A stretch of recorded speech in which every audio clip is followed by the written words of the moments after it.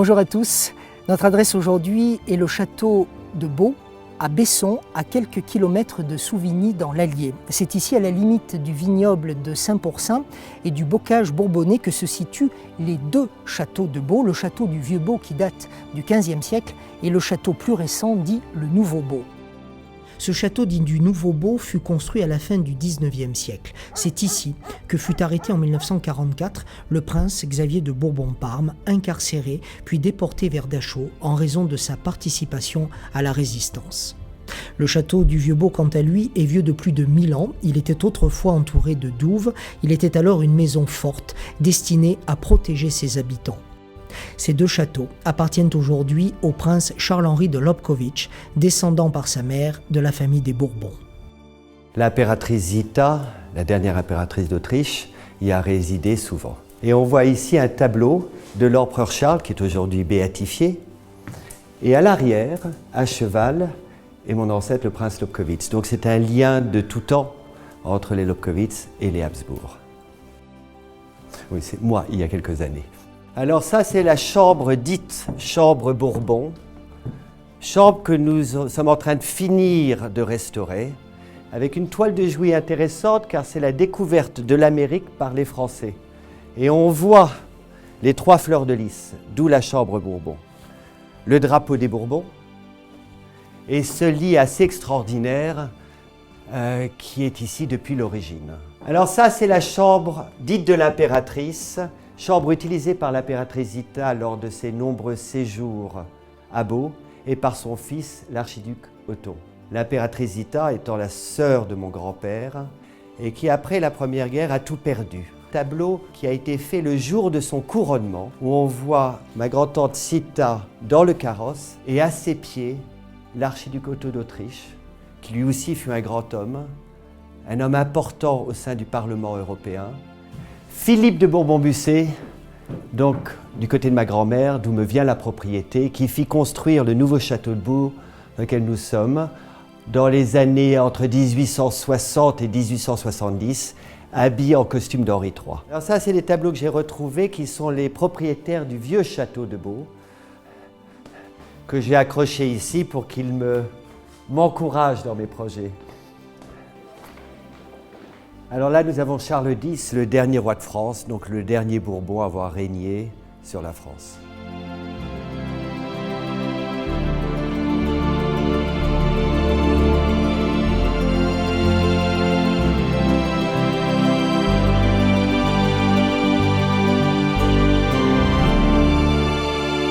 Monseigneur, merci de nous accueillir ici dans votre château, au coin du feu dans votre salon. C'est un château qui est chargé en histoire, l'histoire de la France, du royaume de France. Ça vous fait quel effet encore aujourd'hui de venir dans ce château lorsque vous pouvez rejoindre le Bourbonnais? J'essaie de venir le plus souvent possible. J'aime la nature, j'aime la campagne, j'aime cette région et c'est toujours une joie. C'est toujours une joie, c'est l'endroit où je suis le mieux et c'est l'endroit où je trouve le temps de lire, recevoir les amis et à chaque fois découvrir des nouveaux coins que je ne connaissais pas. Alors ce qui est frappant quand on entre dans votre propriété, dans votre domaine, c'est que précisément on a l'impression que le temps est suspendu. Est-ce que l'on vit comme on vit ailleurs? Est-ce que l'on vit ici normalement? Il me semble, en tout cas moi j'ai l'impression qu'on vit normalement. Je n'ai pas du tout l'impression que le temps est suspendu. J'ai toujours l'impression que je n'ai pas assez de temps pour faire les choses. Oui, on vit normalement. C'est une grande maison, donc c'est beaucoup plus de travail. Quand vous avez hérité de ce bien, dans quel état était-il précisément? Il n'avait pas été touché depuis 50 ans pour le Nouveau-Beau. Pour le vieux château, il n'avait pas été restauré depuis près de 150 ans. Nous avons même dû couper des arbres dans le salon. Et petit à petit, on restaure les toitures. Mais ce savoir-faire est aussi important que le patrimoine lui-même. C'est aussi important que la pierre. Mais en ce qui vous concerne, vous avez hérité d'un bien. Permettez-moi cette question, est-ce que ce n'est pas un peu un cadeau empoisonné, au sens où ça coûte aussi des fortunes que de se lancer dans la restauration et la rénovation de tels édifices? Oui, ça coûte de l'argent, ça coûte beaucoup de temps, mais quelle joie! Quelle joie! Des joies de tous les jours. Un nouveau bout de toiture, une nouvelle fenêtre, et aussi le partage de passion avec les gens. Et ça vaut la peine. Donc vous ne vous contentez pas de restaurer un édifice, vous œuvrez aussi pour la transmission d'une manière d'être et d'une identité. Vous savez, l'héritage qu'on a reçu, il faut le défendre. Je ne suis pas quelqu'un tourné vers le passé, mais je suis un traditionnaliste. Et c'est un lien que nous avons avec les gens du Bourbonnais qui aiment leur région. Et oui, cet amour de l'œuvre, cet amour du travail bien fait, cet amour du geste est une chose auquel je suis extrêmement attaché. Parlons un peu de votre famille. Vous êtes l'un des héritiers des Bourbon-Parme et également de la maison des Bourbon-Busset. Est-ce que vous pouvez nous parler des liens qui unissent les deux maisons, à la fois pour ce château et puis pour vous-même, tout simplement? Oui, les Bourbons. Alors, les Bourbons sont issus de cette ère du Bourbonnais. Ils sont arrivés sur le trône de France avec Henri IV, mais il y a une famille qui est restée fidèle à son territoire d'origine, qui sont les Bourbons, entre autres au château de Busset, d'où les Bourbon-Busset. Ma grand-mère était Bourbon-Busset, et elle a épousé mon grand-père, donc Bourbon-Parme, descendant de Louis XIV, descendant d'Henri IV, donc de la branche dynaste de la famille. Faites-nous rêver. Qui d'important s'est assis ici, dans ce fauteuil, ou dans ces fauteuils? Je peux vous parler des gens que j'ai aimés. Mon grand-père a passé beaucoup de temps. Mon grand-père était un homme extraordinaire. Il a d'ailleurs été arrêté ici par les Allemands en 1944 et envoyé au camp de Dachau. Le prince Xavier de Bourbon-Parme. Le prince Xavier. Et il avait été, durant la guerre de 14, très proche de sa sœur, qui était impératrice d'Autriche. Et il avait négocié ces fameux accords de paix séparés qui n'ont pas pu aboutir, mais qui nous auraient sauvés d'une année de guerre. Il y a aussi l'impératrice Zita, qui venait souvent ici voir son frère. C'était de ces personnes pour lesquelles on était vraiment honorés de les avoir connues. Personne elle avait été impératrice d'Autriche, reine de Hongrie, veuve à 30 ans, exilée, sans argent, jamais aigrie, pardonnant à tout le monde, et élevant ses enfants à la perfection dans le dénuement. Et elle s'est toujours battue contre l'injustice, elle s'est battue très vite contre l'Allemagne nazie. Et c'est un personnage extraordinaire qui d'ailleurs est en procès de béatification en ce moment. Il vous arrive d'y penser, quand vous êtes seul, de penser à ces grandes figures d'Europe. Et puis, je le redis, ce sont tout simplement vos ancêtres. Vous savez, il y a des ancêtres dont il s'agit de se montrer digne. Et oui, c'est important et ça fait aussi partie de notre mission, de notre devoir. C'est de mettre en avant ces personnalités qui ont façonné notre histoire, qui ont façonné notre culture, car il est important que pour les générations futures, elles aient ces modèles.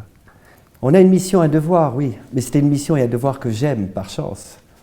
On vous a éduqué, on vous a construit intellectuellement pour être dans cette logique-là? Je l'espère, il me semble, mais en tout cas c'est une passion et c'est un amour. J'aime l'histoire, j'aime la tradition, j'aime me tourner vers ces grands personnages de l'histoire qui sont des modèles. J'aime ça. Alors à travers ce que vous venez de dire sur l'impératrice Zita, vous nous avez aussi fait comprendre la dimension européenne. Est-ce que vous vous sentez peut-être différemment européen? Mais je me sens totalement européen. J'ai un père autrichien, une mère française dont le père est né en Italie, une arrière-grand-mère portugaise.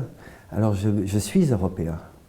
Monseigneur, beaucoup de citoyens, j'ose le terme, rêvent d'être prince, rêvent d'être roi. Quand ils sont enfants, rêvent d'être chevalier en tout cas. Vous êtes prince, quand vous étiez enfant, vous rêviez à quoi? Vous savez, c'est Walt Disney qui a beaucoup aidé aux rêves de prince et de princesse.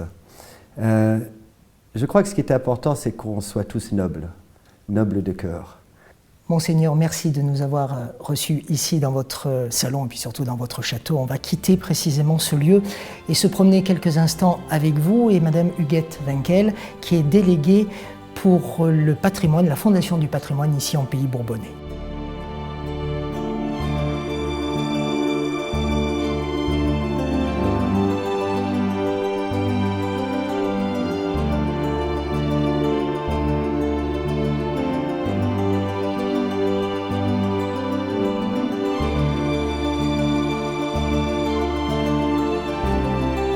Alors les châteaux du Bourbonnais, déjà il faut le savoir qu'en Bourbonnais, il y a 800 châteaux.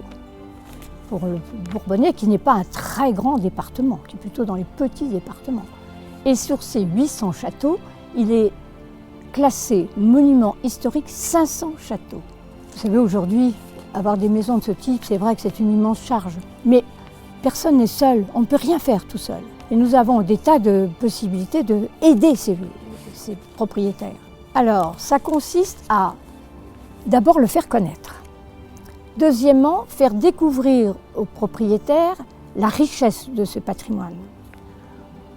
Le maintenir et puis aider à sa restauration, avec évidemment toujours le souci de faire des restaurations à l'identique. Donc on utilise les matériaux qu'utilisaient les ancêtres. Vous savez, aujourd'hui, il y a des châteaux qui ont 3, 4, 500 ans et qui sont encore debout. Alors que je ne sais pas ce que deviendront les maisons construites aujourd'hui dans 4 ou 500 ans. Ce n'est pas la peine de faire des grands discours. Ce qui compte, c'est l'action. Et nous, la Fondation, c'est vraiment notre vocation. Faire bouger les lignes, amener les gens à réfléchir à ce que représente ce patrimoine. Ce patrimoine est d'une richesse inouïe. Inouïe d'abord dans ses bâtiments, dans son architecture, mais aussi chargé d'histoire. Mais vous savez, dans ce monde qui aujourd'hui va si vite, on passe à côté de l'essentiel, tout le monde ne s'intéresse plus à tout ça. Eh bien moi je dis qu'il est essentiel d'avoir les pieds bien accrochés dans notre sol pour pouvoir faire revivre toute cette histoire et maintenir notre patrimoine.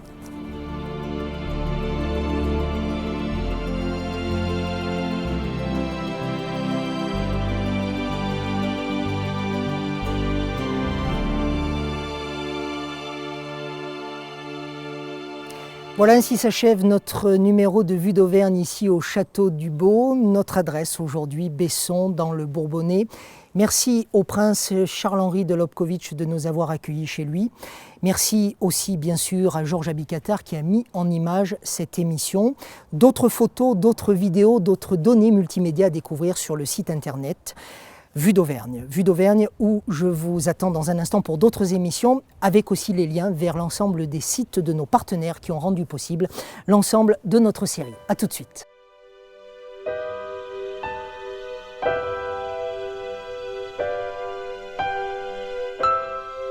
Vous recevez beaucoup ici ? Je reçois toujours mes amis ici. C'est ma maison, c'est l'endroit où je reçois les amis et j'aime leur faire découvrir cette région.